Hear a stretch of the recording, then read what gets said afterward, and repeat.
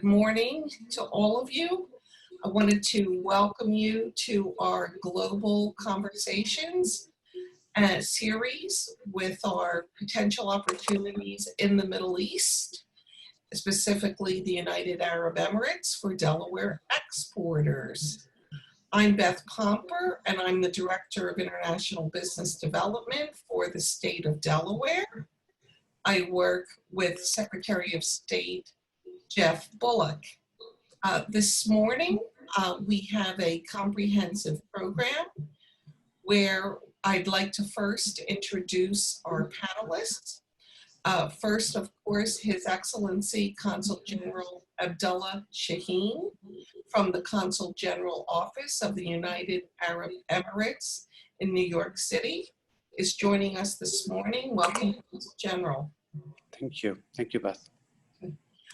Then we will hear from Delaware's new international trade office in the Middle East, based in Dubai, OCO Global. Joe Hepworth, the director of the office, and James Maley-Craig, the senior project director as well. Thank you, Beth. Sure, welcome. Followed by Danny Seabright, president of the US-UAE Business Council. Welcome, Danny.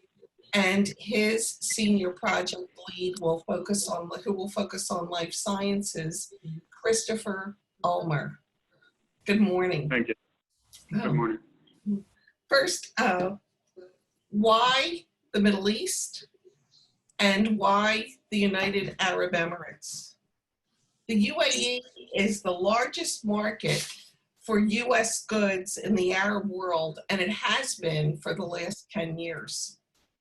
More than 750 American companies have their roots there. Last year, over $82 million of goods were exported from Delaware to the UAE. This created 352 jobs in our state.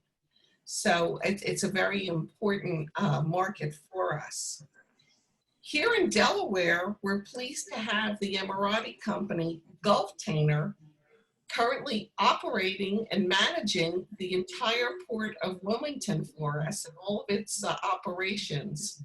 So that's a lovely partnership in place. I wanted to let you all know that the UAE is really a good friend to Delaware and to the world. I want to thank Consul General Shaheen and his government for being the global leader in providing humanitarian support to stop the spread of the coronavirus. The UAE committed to helping 1 million healthcare workers worldwide with PPE and food aid to those countries who need it most. Apart from the humanitarian aid, it was the UAE that stepped up and shared their knowledge of genetic sequencing with the scientific community and the world as we all race toward a vaccine to stop the spread of this virus. So thank you, Consul General, for your work and for the work of your government and your leadership. You've been a friend to Delaware and to the world in these difficult times. The UAE was hand-selected for Delaware small businesses. As many of you know, I do research annually to update Delaware's strategic export plan. And there was no doubt that the UAE would be a target market for us, as well as some other countries in the Middle East, but UAE topping the list as showing the greatest potential for what Delaware businesses produce, whether it be a product or a service.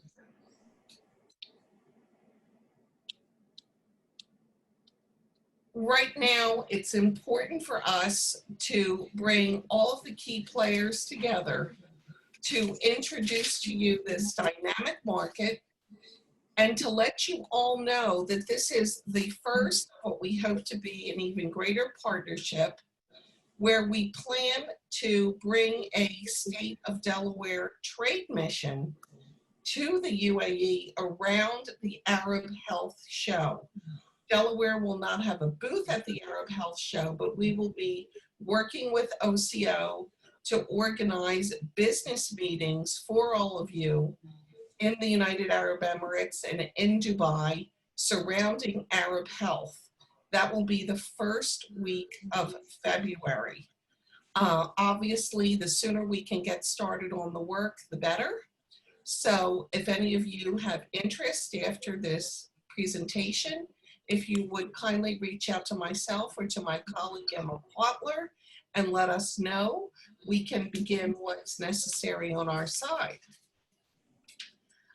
Next, I would like to provide you all with a brief introduction of His Excellency Abdullah Shaheen, Consul General of the United Arab Emirates in New York. His Excellency was appointed in April of 2019 as Consul General. Consul General Shaheen works to promote the important UAE-US bilateral relationship and expand business and cultural ties in New York and the Eastern US region. Consul General Shaheen serves as a liaison for US corporate and government officials and as a resource for UAE nationals residing in the East Coast area. Prior to his appointment, he worked closely with Her Excellency Rimel Hashimi, UAE Minister of State for International Cooperation. And in his capacity, His Excellency advised on and coordinated the execution of programs and strategic initiatives under her portfolio, including Expo 2020, Dubai Cares, Vice President Office for Political Affairs, and the Federal Competitiveness and Statistics Authority. It is with great pleasure I bring you Consul General Shaheen this morning to discuss his market. Consul General, welcome. Thank you. Thank you very much, Beth, for the kind introduction. Good morning to everyone joining us from Delaware, and good afternoon to our friends watching from the UAE. I hope everyone has been keeping safe and well. I would like to start today by thanking Beth, James, Joey, Danny, and everyone from Export Delaware, OCO Global, and the US-UAE Business Council who played a part in organizing this timely virtual event. I'm excited to participate in today's webinar. I had the privilege of visiting Port of Wellington along with Danny and our Delaware partners back in February, where I met you, Beth. And I look forward to the opportunity to see you all again, and soon it will be safe to do so. Thank While you. we must meet virtually today, I believe that these online engagements are critical to keeping the conversation moving in the wake of COVID-19. I hope you find today's discussion informative and useful. Before I get to the substance of my brief comments, I wanted to share that this past Sunday was the historic day for the UAE. Sunday, the UAE became the first Arab nation to launch a mission to Mars. The Hope Probe, or Hope mission, represents another high-quality, high-value addition to the UAE's outstanding efforts to become one of the most high-tech advanced countries in the world. For a young nation, this is an incredible source of pride for us that I wanted to share with everyone this morning. I share this with everyone as we focus today's discussion particularly on how to build stronger partnership in the US and UAE's life science and health sectors. The UAE has an inspiring vision that includes top-class partnerships with the companies and organizations from the US and around the world. Also, I would like to provide some background about the UAE consulate in New York City and the UAE's relationship with the state of Delaware. In the light of our current situation, I want to share the important steps the UAE is taking to support the wider business community as we seek to adapt and rebuild from the impact of COVID-19. Since opening in 2016, the Consulate General of the United Arab Emirates in New York has become a key driver of the rapidly expanding bilateral relationship. While we are based in New York, the consulate also serves 15 other US states across the eastern seaboard, including the state of Delaware. One of our main functions at the consulate is to promote greater understanding and unity between Emiratis and Americans.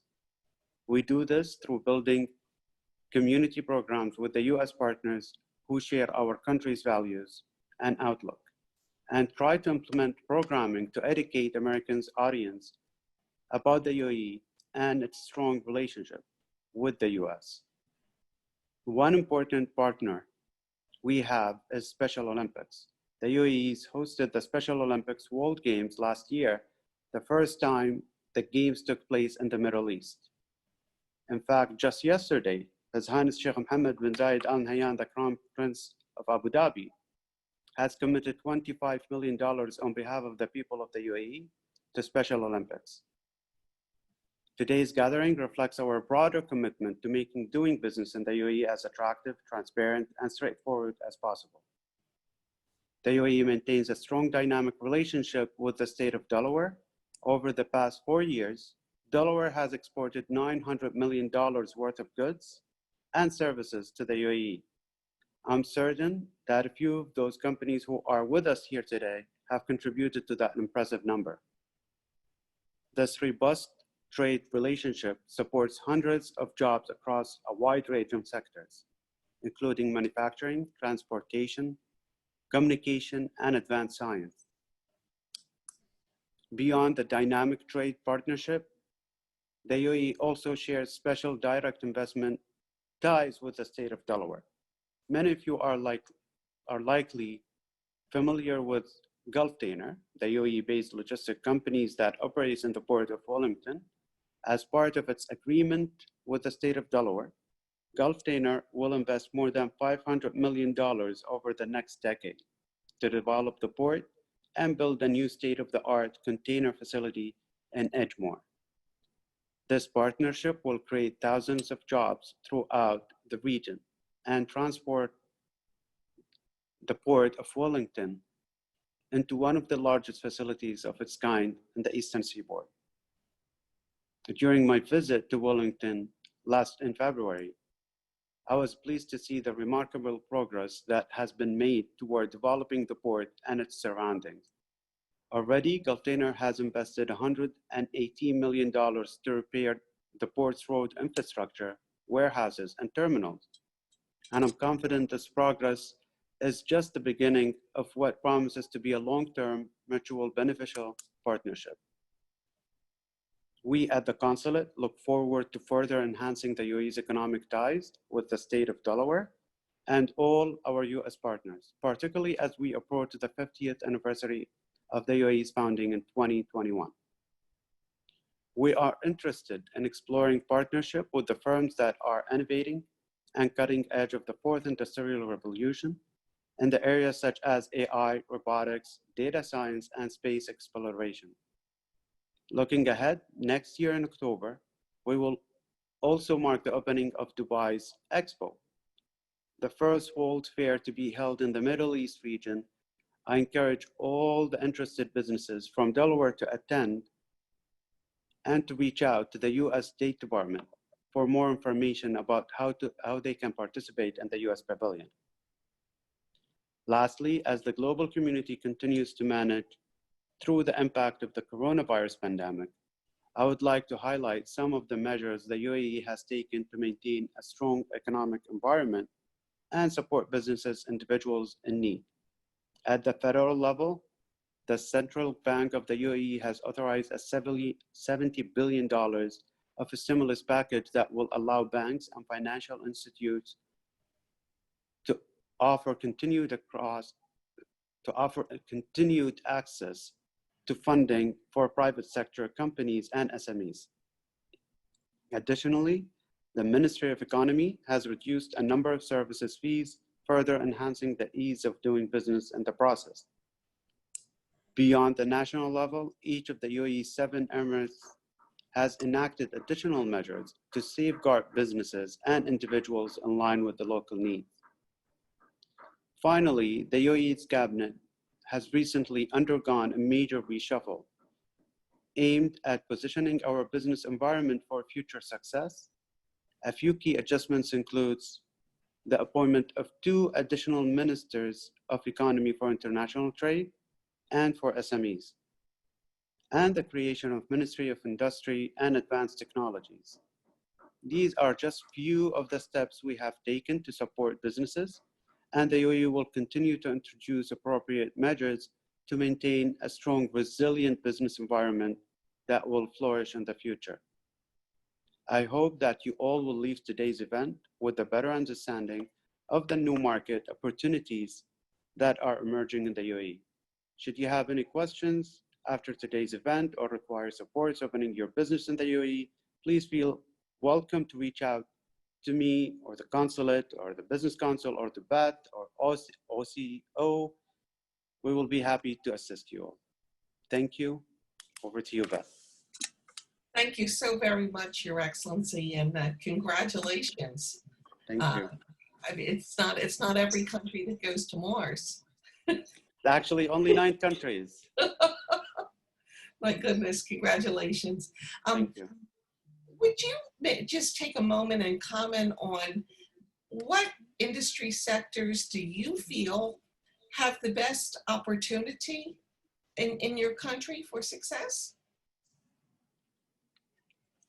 Thank you. Thank you for your question, Beth, and for having me today too.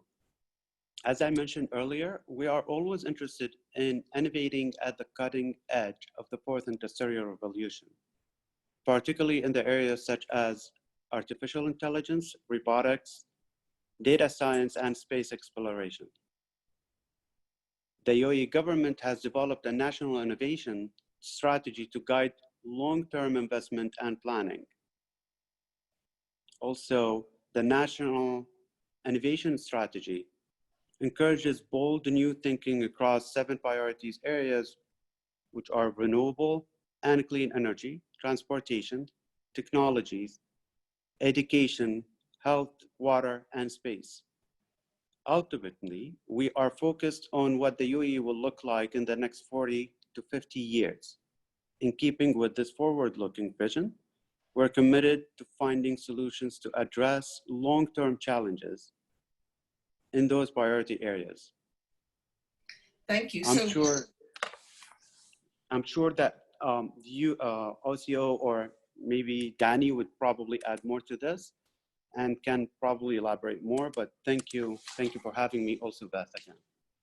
Thank you. I wanted to let you know, Your Excellency, that we have on the line Bada Environmental, and you and I discussed them briefly. They are a Newark, Delaware company, environmental engineering, and they have a joint venture with an Emirati company. So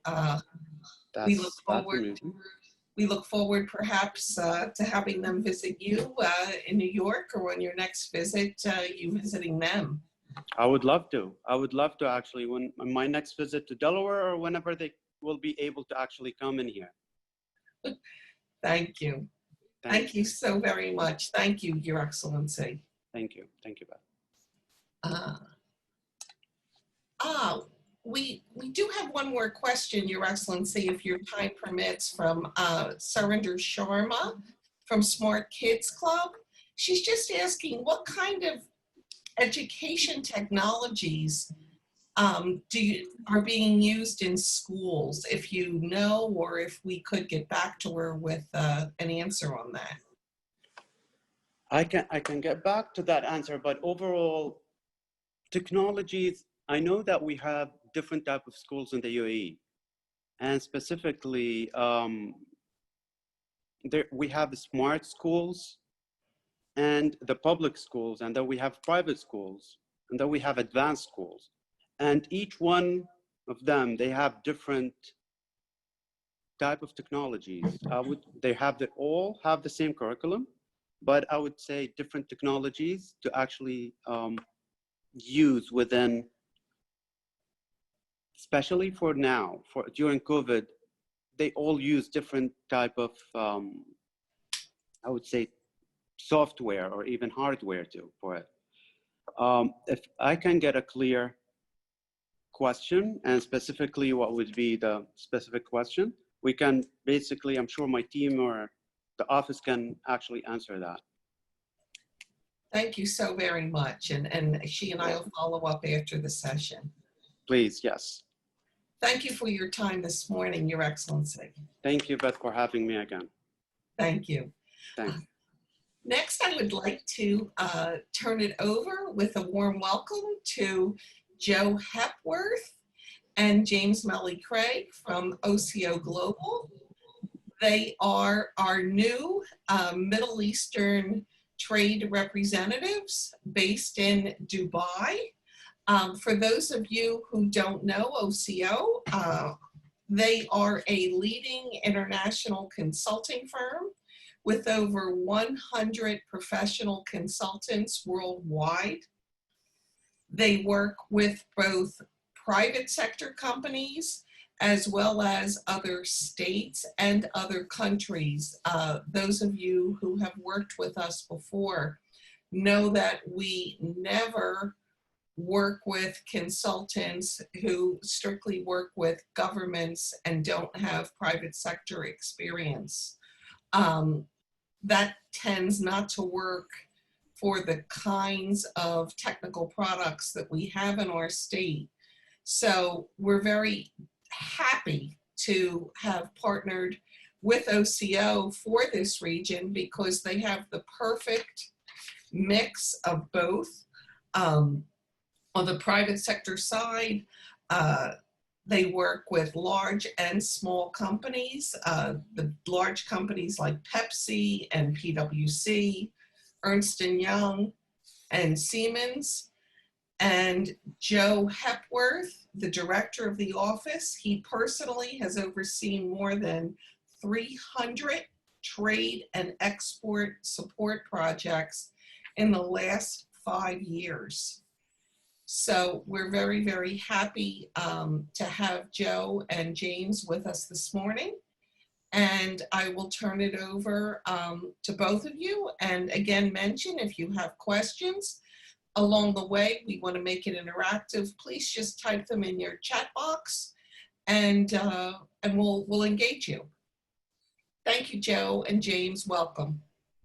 Beth, thank you. And thank you for the opportunity to work with you and the companies of Delaware, and you know, we're looking forward to developing this relationship this year and next. It's always a hard act to follow, a class act like His Excellency there, but I think he's touched on a number of the key points that we will touch on, and I think Danny and his team will touch on in terms of what an exciting economy this is, and the Mars mission, for example, is a very obvious example of that. Next slide, James. In terms of sort of where we are as of now and the, you know, the issues of the day, the UAE's been mercifully lowly, you know, sort of the impact of COVID from a sort of a personal perspective has been minimal here in terms of the numbers of cases and fatalities. I think that reflects a few things, that the demographic here is very much towards the young and working age population. Also, the healthcare facilities are very, very good, are very modern, and the response has been rapid. As you can see there, there's a population of just under 10 million people, of which, you know, 3 million plus have already been tested. So there's been a very aggressive and driven program there to get ahead of the issue, test people, find those who have infected and then treat and manage it. So the curve is coming down here, and the economy is opening up again. This morning I had my first meeting with an international traveller since March. They came in last week, so things are starting to open up again. And as Beth mentioned, we're looking forward to seeing many of you here for Arab Health, and hopefully others of you independently before that. Next one, James. Just a little bit about OCO. So as Beth mentioned, we are a global company. We're an SME. We're a large SME, I guess, with about 100 clients around the world with offices, including in New York and Los Angeles. And I think we even say Virginia now, because that's where the boss lives and his home office is there. We're headquartered out of Belfast in Northern Ireland. Here in Dubai, we've got 12 people, and I've been here 12 years, and James has been here, what, 27 years, James? 29 years. So 29. So we've got a little bit of experience between us that we can bring to the party. Next slide. And that's just telling you a little bit about us here. One of the key things that I think we do bring that's important for you as companies is a lot of the procurement here in the UAE and in the region is government-led. A lot of the entities are government or quasi-governmental. You know, you think of the big airlines, even the big hotel groups. So one of the things that's important that we bring to Delaware is relationships with many of those entities, because we've already worked with a lot of them as clients, be them Kizad, for example, is a port, a bit like Gulftainer, if you like, for Abu Dhabi, in Bahrain, in Oman, in Saudi, elsewhere in the region. And that's an important element here for doing business, is that a lot of the bigger projects, a lot of the bigger contracts that you might want to access will typically be through a government entity. And that's hopefully somewhere where we can help you, because we've already worked with them. Next slide. Some of the key things that are driving the UAE and the region. Now, if you think of where the UAE is in the world, it's sort of bang in the middle, if you like, of east and west, and indeed north and south. So from a Chinese perspective, it's a key node on the Belt and Road Initiative, which is that, you know, the reconstruction of the old Silk Road from 500-600 years ago. So there's a lot of attention eastwards from here towards China. There have been state visits both ways. You're seeing a lot of Chinese companies access the UAE, using it as a launching point into Africa, into the wider region, and vice versa. The UAE in the Middle East is looking increasingly eastward for supplies and for business. Saudi Arabia is from a population perspective is approximately 3 times bigger than the UAE. And as I'm sure many of you are aware, is undergoing a sort of a once in a generation societal, economic, wholesale change in its approach in terms of opening up to the world, restructuring, diversifying economy, and opening its society up. I mean, the obvious one there is women being able to drive in the last couple of years, but that goes right through society there. And you're almost jumping from a sort of to the 4th industrial revolution from the 2nd here. That there's and I think as far as the UAE goes, the UAE is still the best access point and docking point for opportunities in Saudi, and a lot of companies will base themselves here to access that market too. James. And that's sort of what I was mentioning before about if you think about where the UAE is on a reasonable long-haul flight, you're touching 2/3 of the world's population. And I guess, you know, largely parts of the world that aren't so easy to access from America. You know, in normal times, Emirates and Etihad, the 2 local airlines, and there's 2 others as well, Fly Dubai, now Wizz Air Abu Dhabi. You know, there's probably 8 flights a day to Bombay, similar number to Delhi. So if you think of those markets that you're wanting to export to, that you're wanting to access, the UAE is the best place to do it. The converse of that is that there's a lot of people doing business here, so you need to be on your game and you need to have your products and your offer right, because everybody in that sort of radius is also looking to do business here and to trade here. James. So a bit about the wider region, and like I said, I think one of the key selling points for the UAE is that access, and the GCC is an affiliation of regional countries. It isn't as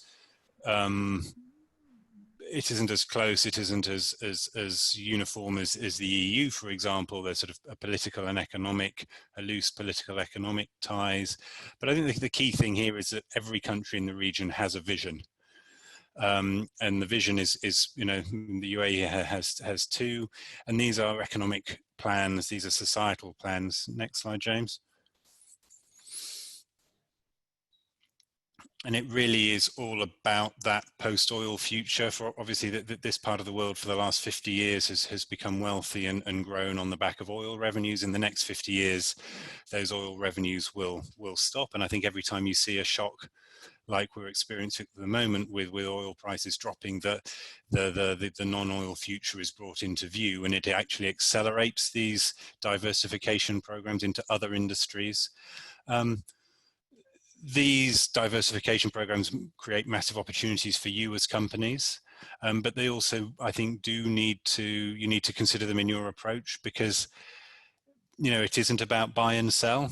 It's about investment in the country. It's about knowledge transfer. It's about skills transfer. It's about job creation. And I think, you might start on a transactional basis, but I think to be really successful here, you need to look beyond that in terms of what am I bringing here? How am I going to improve these economies? Because that's what's needed here. And the skills, the expertise that you have is sorely needed here. James. Consul General mentioned Expo. That's been pushed out a year because of COVID, and obviously it couldn't have happened here. Now it's happening a year later on the 1st of October 2021. This is enormously exciting for the country, and I think given COVID and where we all hope we'll be in a year's time, this provides a sort of a lodestar and a beacon on the horizon, not just for the country to look towards, but for the whole world. And as the Consul General mentioned, there are ways already for American companies to get involved in terms of supplying into the American pavilion. I think many of the procurement opportunities around Expo itself have passed, but there are still some there. Obviously, there's a lot of reworking going on, given that it's been postponed by a year. The original target was for 25 million visitors to attend. That's, obviously ambitious now, given that travel is off. But it wouldn't surprise me if that's still the goal in a year's time. And you can't really underestimate how important this is for a country like the UAE to have its moment in the sun on the world stage. And things like the Mars mission, things like Expo, really are about showing the UAE's capabilities as a tier 1 nation, and as the Consul General said, a 49-year-old nation. So just a baby amongst nation states. James. And I think this is the other point, is that a lot of these initiatives are used as catalysts to something else, and the Mars mission is one. Obviously, there's the mission itself, but what does it engender and drive in terms of science, in terms of initiative, in terms of technology? Expo is similar. After Expo closes, District 2020 will become a regional hub for innovation, for technology. Next slide, James. And there's an opportunity for you as a Delaware company to come in and actually become a tenant, a participant in District 2020. There's certain sectors there that you can see that they're prioritizing. Those are likely to change as given the sort of the additional year. But it's all about making Dubai the central hub for this part of the world for innovation and technology, and using an event like Expo as a catalyst for that. Next. Great, thanks for that, Joe. So I'll take over from here. So I'll quickly go over the healthcare and life science sectors, just because we'll be touched on more in the following presentation. But the main points being Arab Health, obviously the largest healthcare exhibition in the region, with over 160 companies being represented here. The healthcare market is currently sat at around 144 billion and expected to grow another billion over the next decade. Private sector is increasing, the private and public partnerships being a key initiative for the UAE government. And some of the healthcare challenges, again, just quickly, slightly aging population growing from 1% to 4.4 over the next decade. The big factor being the poor lifestyle habits. Fast food delivery is very cheap to have here, and a lot of people live quite a sedentary lifestyle here. especially during the summer months. Another key fact is the medical devices and equipment. So this is regulated by the Ministry of Health and Prevention at a federal level. Similar to the States, we have a federal and local level. And the key point being that if you are a company manufacturing outside of the UAE, then you'll need to appoint a local representative to act on your behalf here, which is something we'll touch on later on as well. So again, federal level, we have the Ministry of Health and Prevention, and we also have the Insurance Authority. Insurance is mandatory in the UAE, and that's their website there if you want to look into that more. At a local level, we have the Dubai Health Authority, the Department of Health in Abu Dhabi, and the Sharjah Health Authority. All of them do their own regulations and licensing and strategies for their own emirates. So in terms of market opportunities for US firms in that sort of sector, new builds and projects, new hospital builds, new projects, clinics, etc. A lot of those going on in the next coming years. PPP, as I mentioned earlier, those agreements between government and private are growing and part of the initiative for the UAE moving towards 2030. There is a shortage of healthcare professionals, physicians, and even local Emirati experts and doctors. There's a big need for them. Medical tourism, huge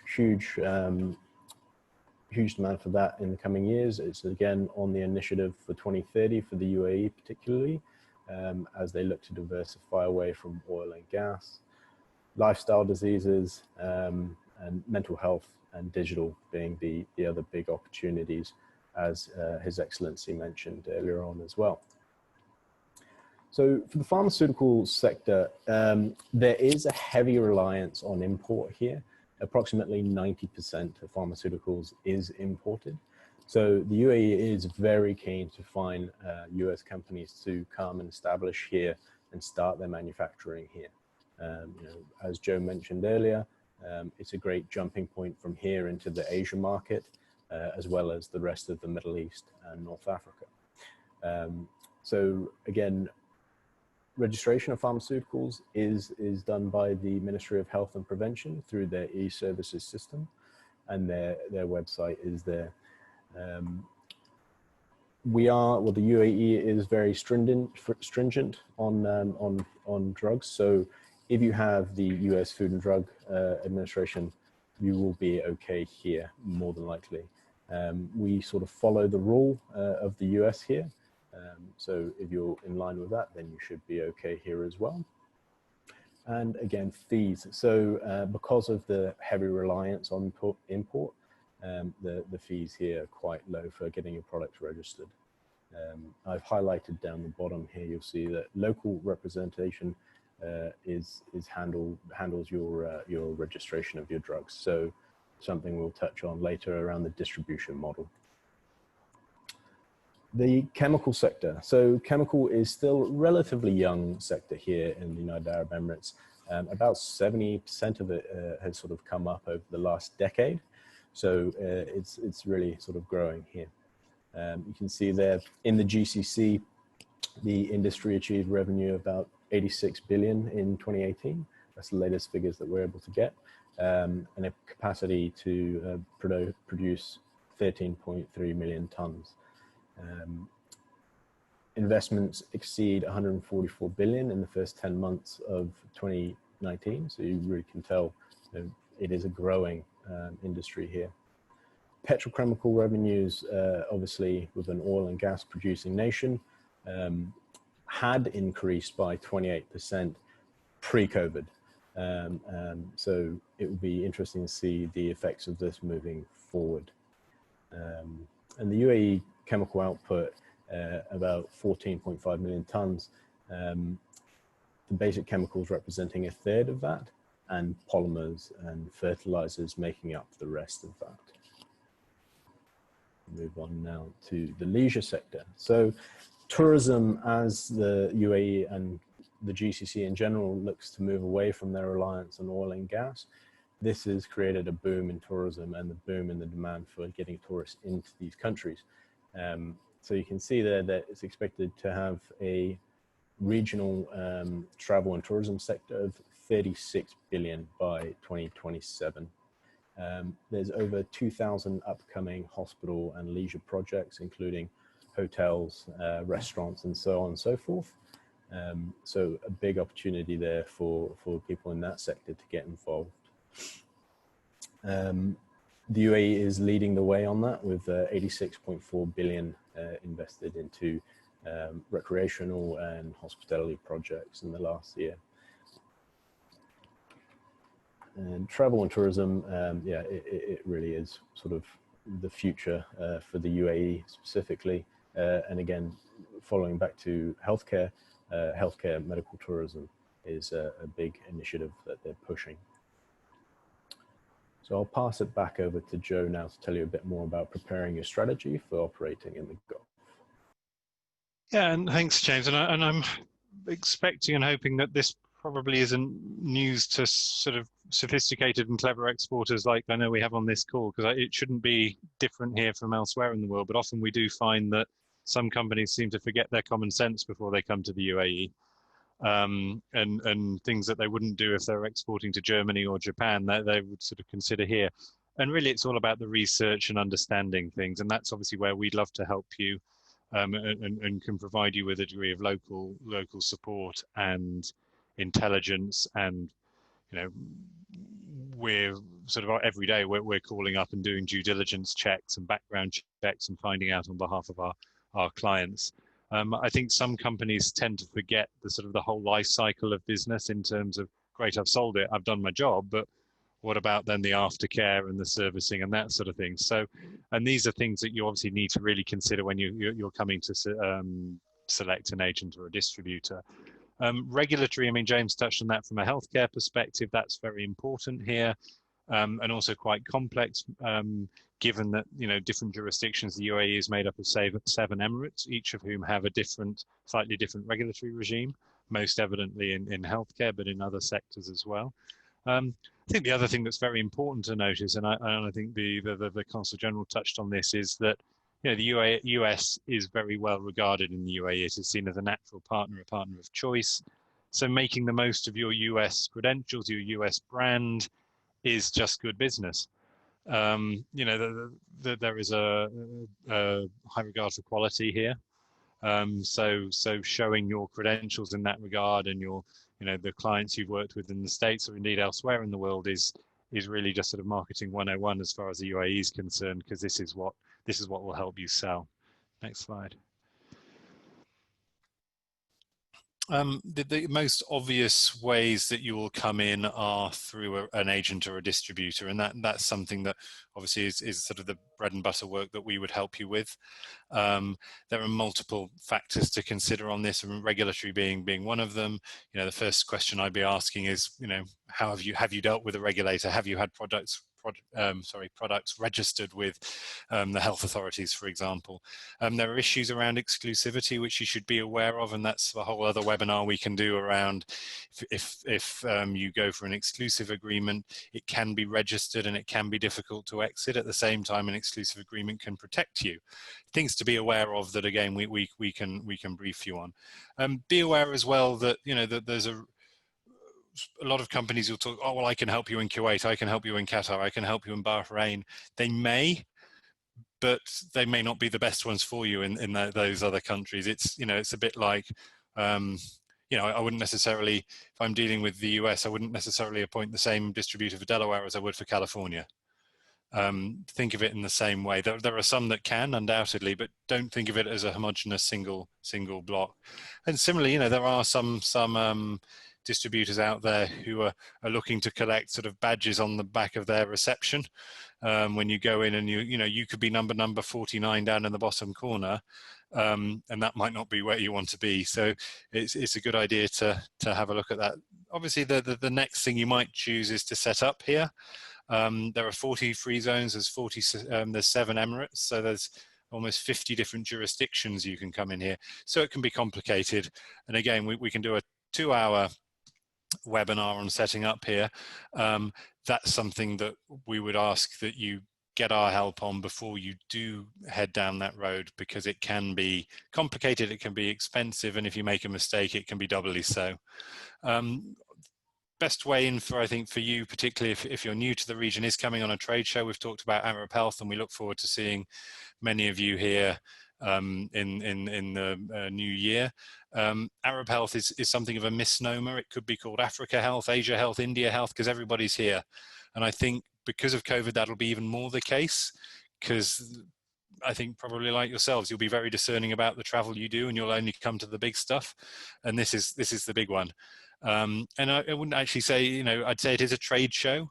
People aren't there to be seen. People are there doing business. You'll have people from Kazakhstan or Nigeria or Sri Lanka or Saudi Arabia walking around with the show guide, knowing that they want to go to booth 59A, because that's the guy who's selling those things, and they want to make sure and they put their order in for the year.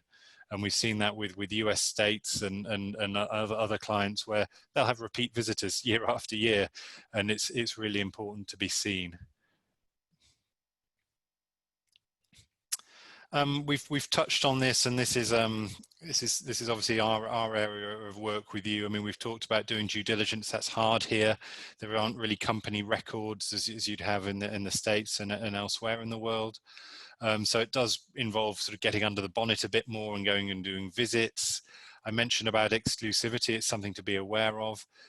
Contracting as well, do write it down, because that's obviously something that you should do anyway.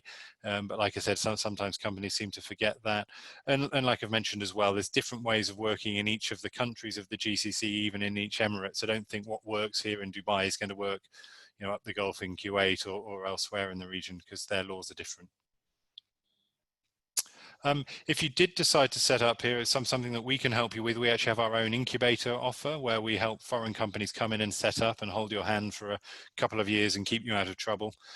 We'd set you up here as a foreign branch, which is 100% owned. And again, that solves some of the concerns here about maybe having somebody own 51% of your shares. We do it in partnership with Dubai government, with two agencies, Dubai FDI and Dubai SME, who are part of the economic department.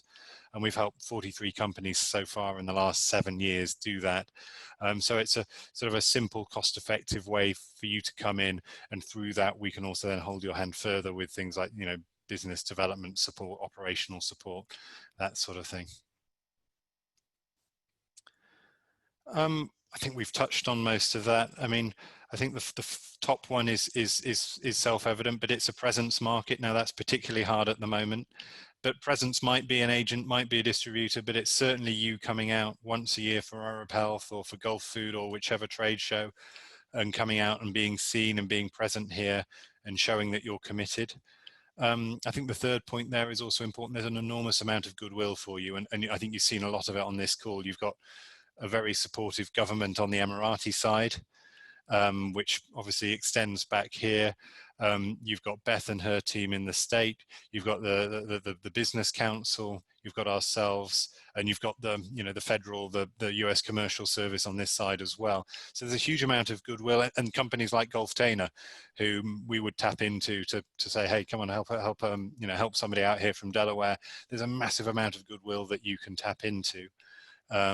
And that, you know, really doing business here is there's masses of opportunities in the region. Sometimes it can be a little bit frustrating. Sometimes things don't go in the same sort of linear fashion you might be familiar with in the US or in Japan or Germany.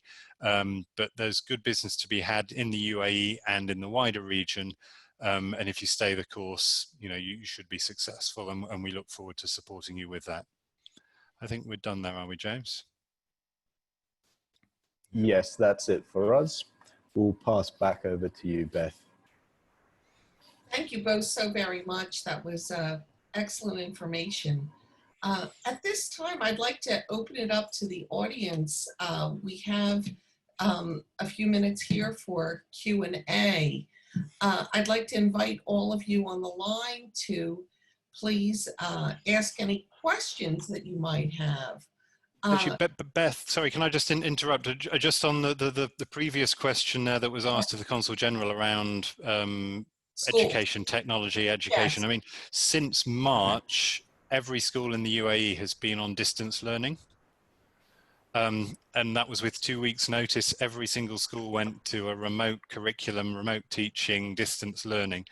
So the adoption of technology, the adoption of education technology and all the things that go with that, I have 2 children, and I've seen it firsthand, has been rapid and successful.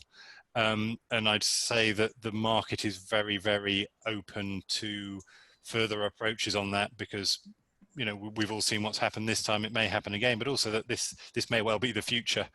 So EdTech is a hot sector here, and one where you'd certainly find a receptive audience. Thank you. Thank you so very much.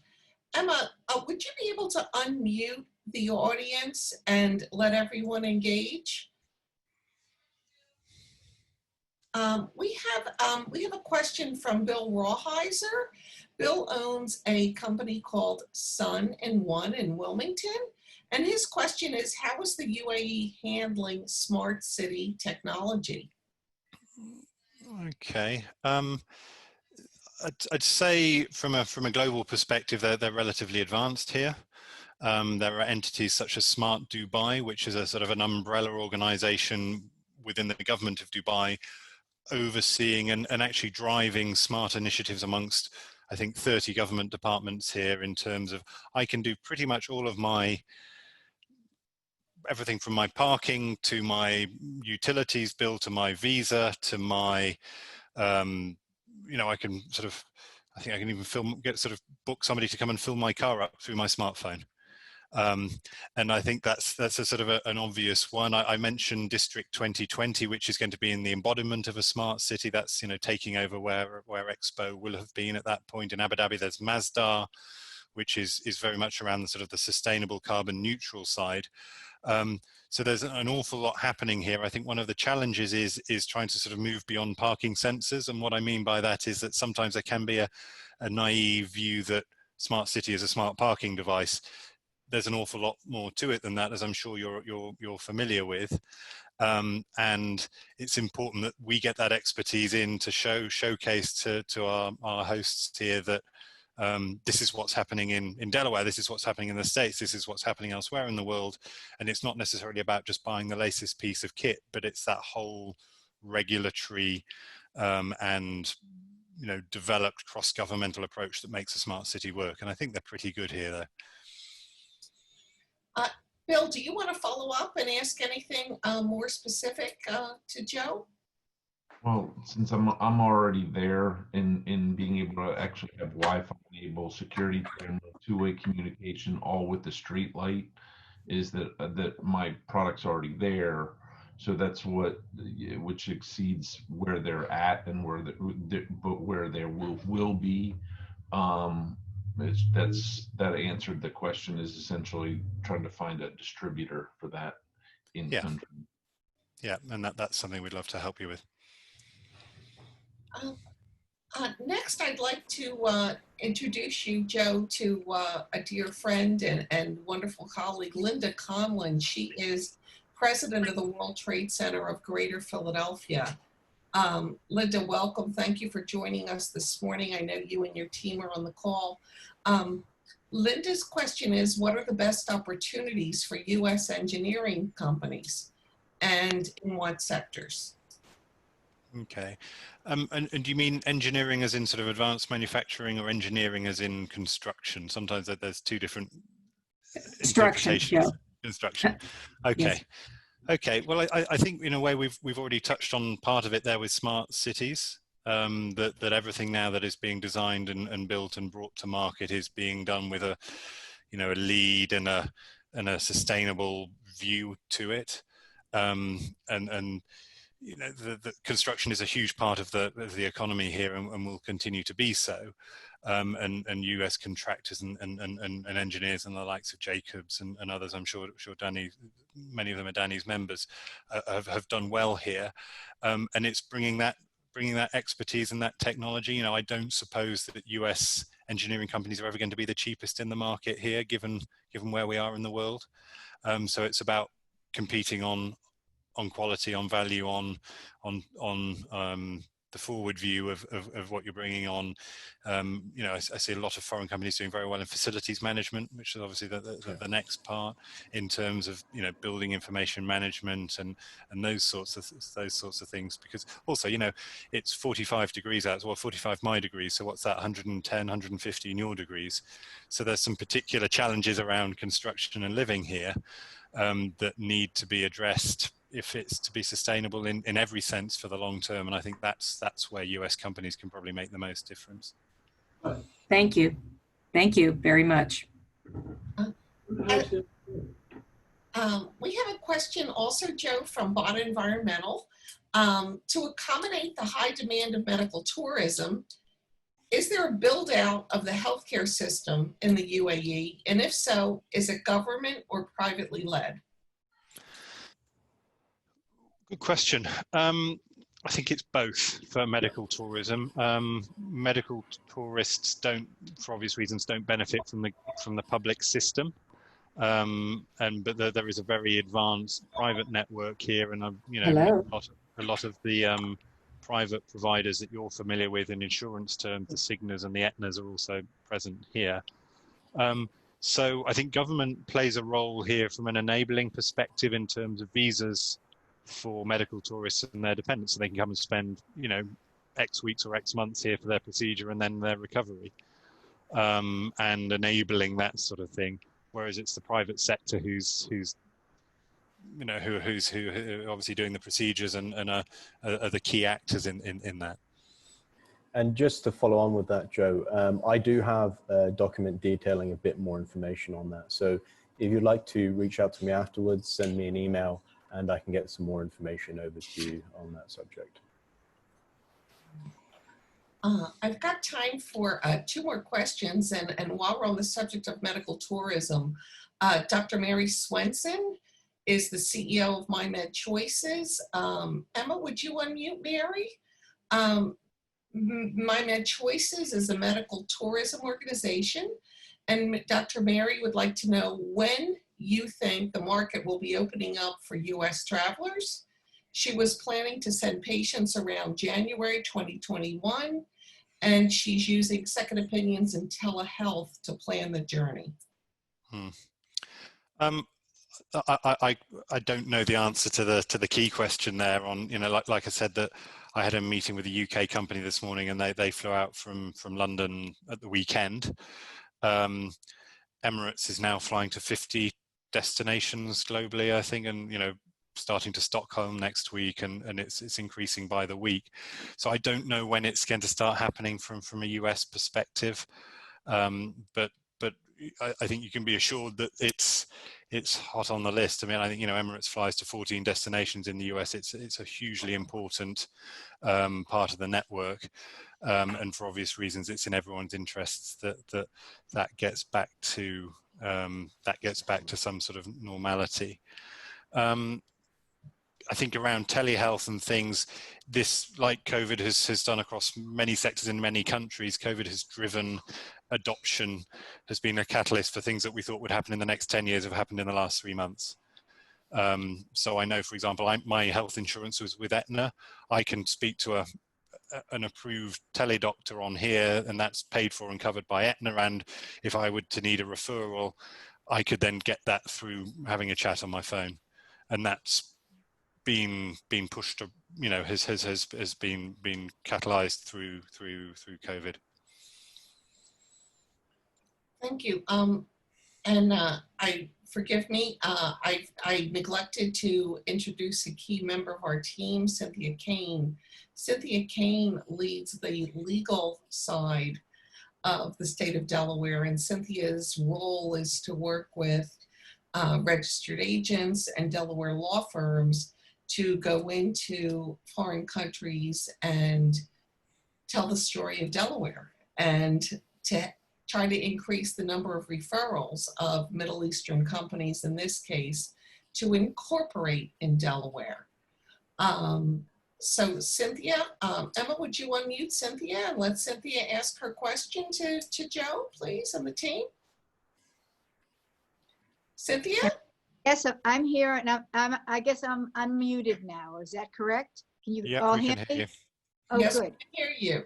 That in Delaware, that's a big business for us. Many companies who want to set up offices here, they need to choose a state to incorporate in, and most of them choose Delaware. Not only big companies, but small companies too. Most of the big companies are incorporated here in Delaware. Our legal community is very active, very lucrative for the state, and we look forward to having more and more countries from the Middle East incorporate here in Delaware. We're thrilled with Gulf Tana being here. Yeah. One of the opportunities for the legal community to link up with some of your law firms in Dubai and begin working together. I think significant. The Dubai has a very high representation of global law firms that are here, including a number of leading American firms, and a large local law, a base of local law firms from where most of them will cover the GCC and have an affiliate or sort of partnership in somewhere like Oman or Bahrain. I'm reasonably sure that a number of them do then have, if they haven't got their own office already in the US, are looking for an affiliation and a partnership there. And obviously they're very active on that sort of investment and,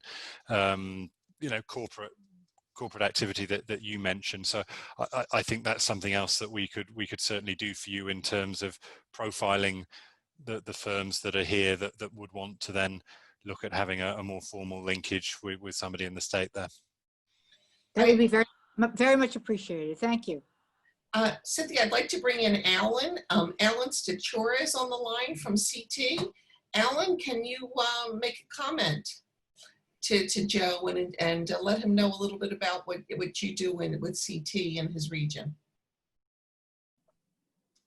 Sure. I work for a company called CT Corporation. We are a large registered agent. We work with Cynthia's group in Delaware and across the world to help companies incorporate and then stay in compliance so that they can handle their business needs. Really, Delaware is a huge market for us. It's about 40% of our business, but as a global entity, our main headquarters is in Amsterdam. And we work in 144 countries around the world. The Middle East is actually a huge market for us because it seems to be growing faster and faster and faster.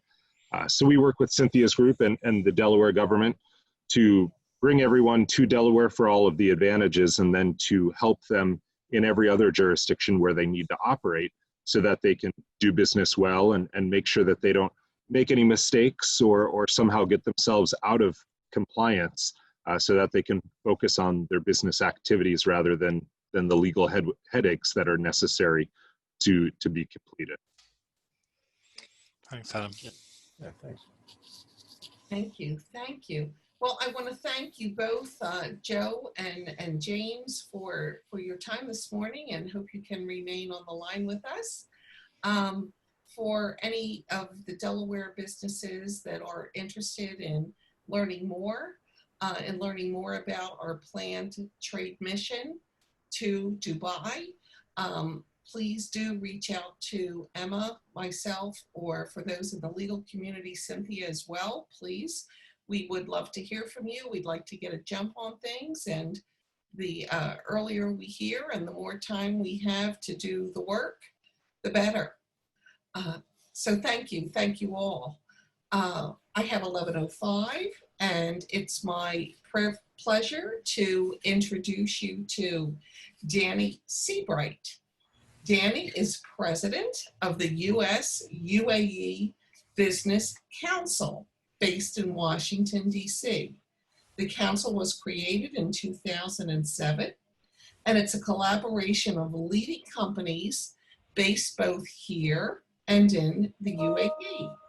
The council is dedicated to advancing commercial relations between the U.S.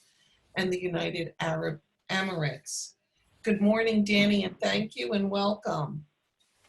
Thank you, Beth, so very, very much for the opportunity to work with you and your team. You've been outstanding. It's also incredibly wonderful to work with OCO Global, a recognized firm in the region with a lot of very successful track record. And we very much appreciate what OCO Global is doing in the UAE to provide better understanding of the business environment and the business opportunities for American companies. We work, Beth, real quickly to promote the broader bilateral trade and investment relationship between all of the United States and all of the UAE. And in that regard, we certainly work with the great state of Delaware and other states to bring opportunities for business for your companies in the United Arab Emirates. But we also work closely with the UAE government entities and the UAE private sector entities to bring opportunities for investment to the United States and business here. So we work both ways in that regard. I just want to say quickly before I introduce my colleague Christopher Ulmer, who'll talk about the healthcare sector a bit, that the UAE is going through a great transition with regard to healthcare priorities as a result of lessons learned from the COVID-19 experience. Joe was, very smartly touched on many of those. At the moment, the UAE's strategy with regard to COVID is something called blanket testing. They are utilizing testing capability to test as much of the population as possible in a timely way, getting test results back in the same day, having testing, drive-up testing and testing vans come to your home to give you the test at your location as opposed to you having to go anywhere. The goal and objective is to understand the spread of COVID as quickly as it's happening and deal with it in a real-time basis. And the UAE is leading the world in this capability. AI and the digital solutions that Joe made reference to are some of the areas where the UAE is leading out of the box in a post-COVID response, including telemedicine, anything to do with connecting the patient and better understanding the patient's needs directly with the medical professionals and cutting out the space in between is something that the Emiratis are incredibly focused on moving forward at warp speed on. I would also say that the digital patient record and allowing the institutions, the healthcare institutions in the UAE to connect directly back to the United States or Europe or wherever it is with the healthcare institutions there and have a real-time discussion of the patient's situation by utilizing the digital healthcare record is another high-end priority. IP generation and creating partnerships for American companies on the ground within the UAE to create new IP is an overall goal and strategy, particularly in the healthcare sector, but in others as well, for putting the UAE on the map in the future more than it is already as a leader in research and development in the next 10 years. And that's a very, very high priority. Christopher's presentation will focus specifically on the UAE healthcare sector, which is a very important market to understand, as Joe has alluded. And we have a great group of attendees on the call, from what I can see, to have a discussion on that, Beth, as you've been having in that vertical in particular. I'll turn it over to Christopher to quickly walk through our slides and save a few minutes, Christopher, for some discussion at the end. Go ahead, please. Thank you. Thank you very much, Danny, and of course, thank you, Beth. So the development of a world-class healthcare system is of critical importance to the UAE. It's actually part of it's one of the 6 pillars of its national agenda, known as Vision 2021. It was mentioned that there's a high prevalence of preventable diseases. In addition to poor diet, smoking and cancer is an issue in the UAE. So there's a growing need for innovative healthcare solutions. The UAE at the same time is trying to develop more specialized healthcare capabilities so it can reduce the number of patients it sends abroad for what is often very complex and costly treatment. And at any given time, the UAE has many of its citizens receiving complex medical treatments in the United States, often fully paid for by the government, and patients are usually accompanied by their family members. With that said, the UAE is a rather small country, and it wouldn't make sense to have every single type of medical service provided in the UAE. So they are going to continue to send their patients abroad, particularly, of course, to the United States for the more complex cases, both for adult and pediatric patients. So if we could go to slide 3, please. Thank you. So yes, bringing cutting edge solutions to the UAE. I'm going to talk briefly about some examples. Go to slide 4. So of course, notably, the UAE has established Cleveland Clinic Abu Dhabi. Very, very well known. It opened in 2016. In addition to Cleveland Clinic, there are other healthcare providers that are present, American healthcare providers present in the UAE, or who will soon be present, such as Mayo Clinic. The UAE also offers opportunities for American medical device companies and equipment manufacturers, both large and small. For example, GE Healthcare, they have a deep relationship and long-standing relationship with the UAE. Their MRI scanners are all over the country. Honeywell also launched a major new project for 3D printing recently to print over 30 million N95 masks per year in Abu Dhabi. This is just part of their long-standing presence in the country, and notably its healthcare sector. As was mentioned, the UAE does also have a national printing strategy. This is a partnership between Emirati government entities, universities, businesses from around the globe, but including the United States, of course, to print high-end and much-needed 3D goods, including in healthcare and science more broadly. More recently, actually last month, the Dubai Future Foundation launched Dubai Future Labs, which is the first applied research and development lab specializing in future technology, business modeling, deploying these solutions in various verticals, including healthcare. So for example, recently they tried to develop durable and efficient ventilators that primarily rely on components that are already available in UAE supply chains and can be very easily sourced. DHA, the Dubai Healthcare Authority, also has its own 3D printing strategy, and they opened an innovation center earlier this year, where in collaboration with an additive manufacturing firm that specializes in healthcare, they're able to print prosthetic limbs, teeth, and they can then, use these artificial limbs to provide them to the Dubai hospitals that they manage. So this improves patient-doctor communication. It can often also lead to reducing costs. The UAE also turns to American pharmaceutical, life sciences, biotechnology companies, and startups to include the provision and quality of healthcare in the UAE.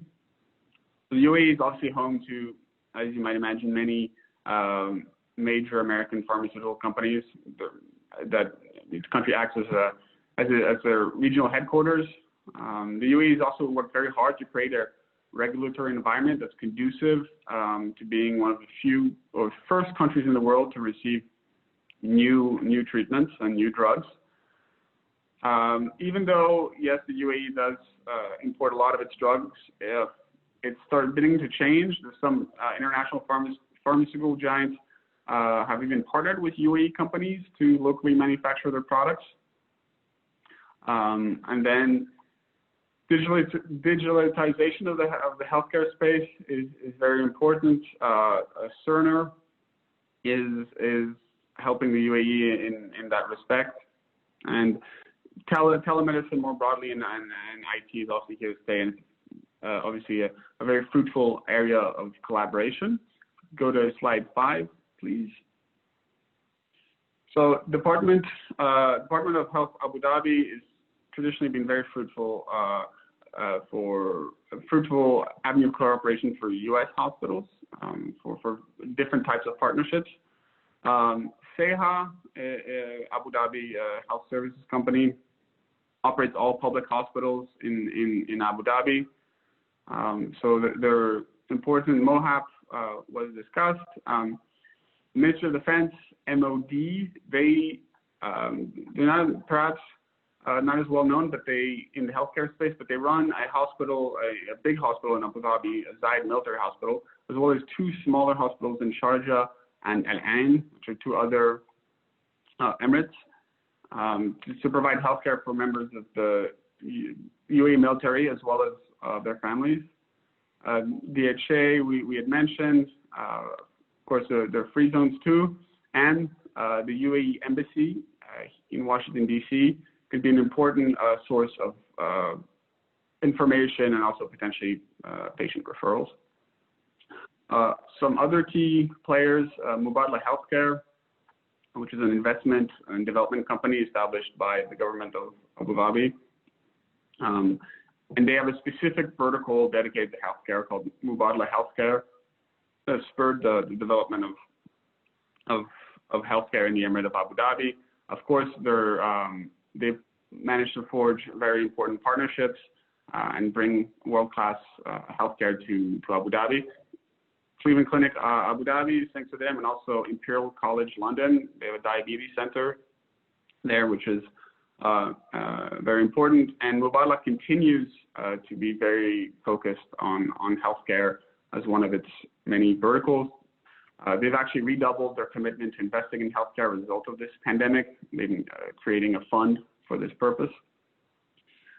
Cleveland Clinic Abu Dhabi, to provide a little more context, this state-of-the-art medical institution offers 14 institutes and 6 centers of excellence for patients. And it's even currently breaking ground on a new cancer treatment center, which is currently set to open next year in 2021. So if we go to the 6th slide, please. Arab health, of course, extremely important. And another good tip, I think, for general engagement is, of course, participating in Export Delaware events and activities, as well as talking to OCO Global and the UAE. They both can serve as very good partners. So that concludes our official presentation. Over to you.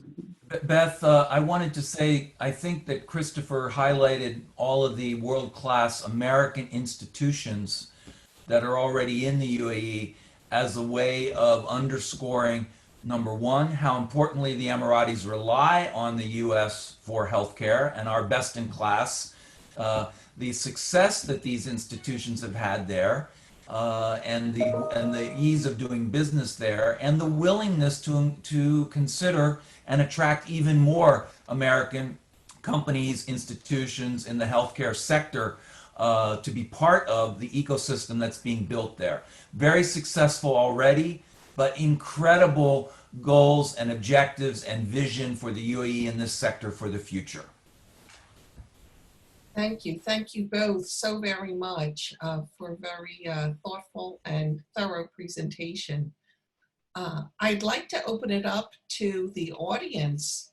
If any of you please have questions for either Danny or Christopher, would you please type them in the chat box, or Emma, if you would unmute everyone that's on the line, please feel free to engage and ask. Now is your chance. And I'm sure there's questions out there. Any questions? Well, I'm going to ask one. I'm going to ask one that I get a lot from our Delaware businesses. And I know you can't tell. It depends on the product. But a question that I often get from different countries is, could you give us just an average in what it takes to register a product, a life science product for sale in the Emirates?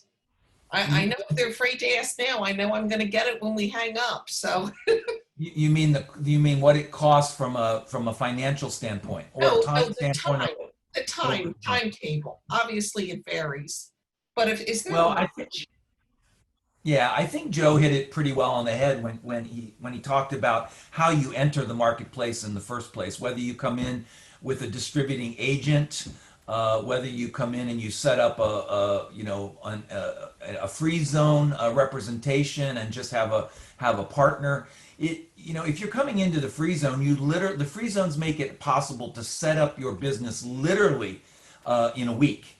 Now that's setting up your business. Then you obviously have to think about how you're going to get your product registered by the various authorities or approved, if you will, by the various authorities. And that process, just depending on what the product is, can take anywhere from a few weeks to months and months and months and months. It's going to depend in every single case.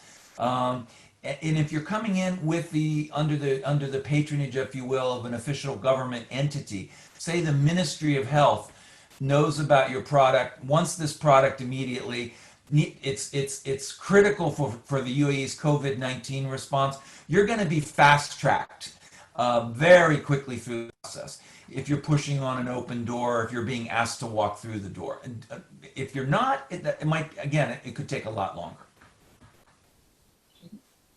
We have a question from Reggie Eza. Reggie owns a data analytics company called Data Value in Newark, Delaware. And his question is, what is the policy for healthcare data privacy in the UAE, if you know, or if you would like to get back to him? Well, we can get back to you and answer some specific questions you might have, but generally, the policy is very restrictive.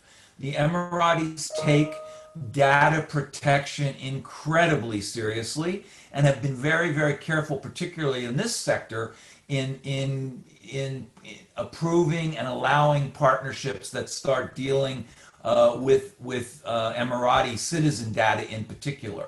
There has been an effort to bring cloud data back to the UAE and only have it be resident on servers in the UAE.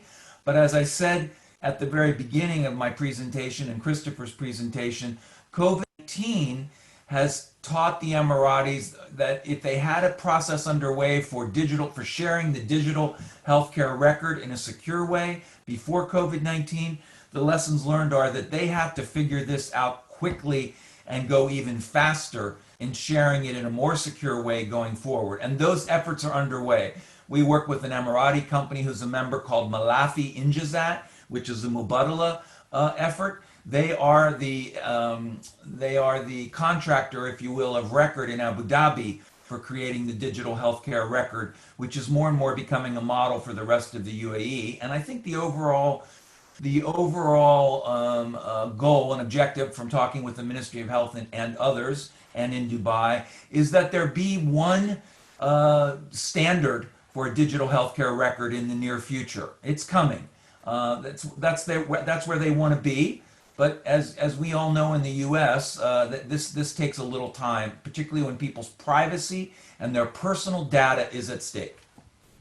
Yeah, and if I could just add to that, I agree with everything Danny said, and he sort of touched on a key point there, that it's slightly at odds with the sort of the move to the cloud, in that most of the countries of the region will all require that data to be kept within the borders of their country. So a company like Cerner has got an issue because they obviously are used to using the sort of scale and having it consolidated in one place. But Oman wants that data to be kept in Oman. UAE wants it to be kept in UAE, Bahrain, etc. And that there aren't at the moment the sort of the number and the sophistication of the server farms, although Amazon's now set up in Bahrain, Microsoft Azure in the UAE through a Mubadala effort. So it's a complex area that Danny's outlined very well there, which is perhaps not totally similar, is perhaps very different to how you might see it in the US.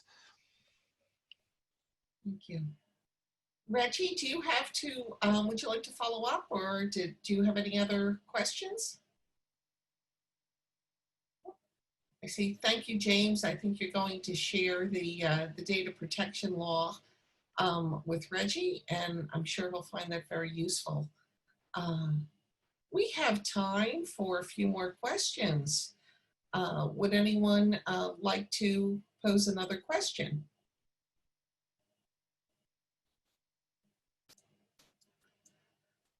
Cynthia, what about you with on the legal side? Do you, or Alyssa, do you have any questions with regard to any of the legal aspects?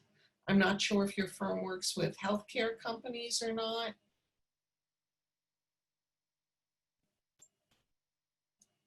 Not at this time. Okay. Let me just, Beth, if I could add from the legal standpoint, a lot of companies I don't think know that most of the major American law firms have beachheads in the Gulf.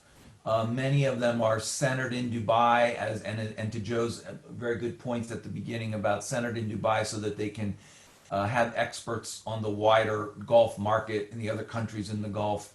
And many of them even have offices in Riyadh or Manama or Muscat or wherever it is. But there's really outstanding coverage of European and UK law in the Gulf and American law in the Gulf. And Joe and his team could put any one of your companies in touch with 10 great law firms that could help get them started. My experience is that most of these firms are happy to talk, give you the first hour for free for some consultation in your vertical and your sector, including some partners that you might even consider. And then after that, of course, they want to bring you on as a client and help you with the legal work required if you were going to set up a business. Thank you. Alyssa or Cynthia, do you have any follow-up questions concerning the legal things at this moment? No? Yes, I do. Thank you, Beth. My question is, there may be many US-based or European-based fine law firms located in Dubai. However, those firms, when they're dealing with Delaware law or Delaware-formed entities, they will need a Delaware licensed business lawyer to assist them. As a result, the question is whether anyone has any sense as to how much of a need there might be for people in Dubai setting up businesses that may need advice with respect to the specifics of Delaware law.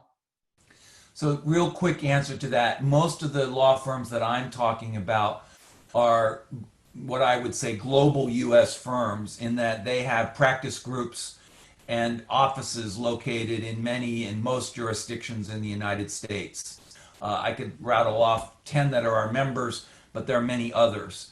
And while they may be an LA-based firm or a Chicago-based firm or New York-based firm, many of them have offices in other jurisdictions. And because Delaware is the state of record for most corporate registrations for tax purposes, my experience is that many of these U.S. firms can refer back to their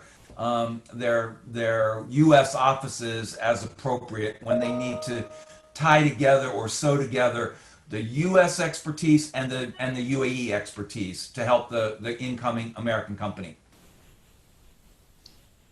Alyssa, do you need to would you like to follow up with that? Or?